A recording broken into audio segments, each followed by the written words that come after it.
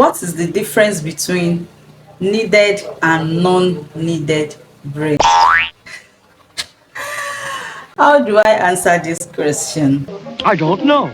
Okay, if your bread is well kneaded, that is, if you knead your dough very well, you have a softer bread, a more stretchy bread, and there's possibility of more volume, because number one, by kneading it very well, you allowed the elasticity, you allowed the bread, how do I say it? I don't want to say too much of jargon. Shut up! You knead the bread very well.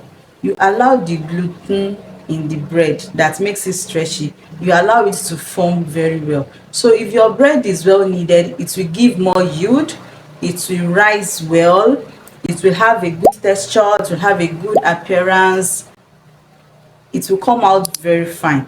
Non-kneaded bread, it's just like when you prepare your flour, your butter, your sugar and everything, and you just mix everything together, and you just made it into a dough, and you just go ahead and bake it. So it's not going to affect the taste, but the structure, the appearance, the shape, the texture will be different from the bread that is well kneaded. So the main difference between the two is the stretchiness, of the bread.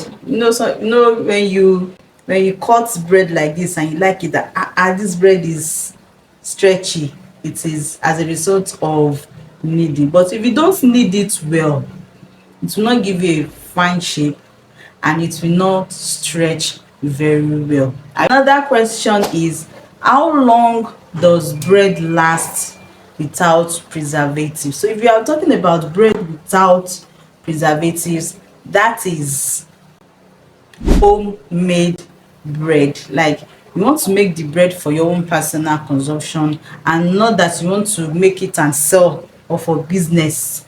So how long can your homemade bread last? I make homemade bread a lot. So about 90% of the bread we eat in our house, I used to bake it myself.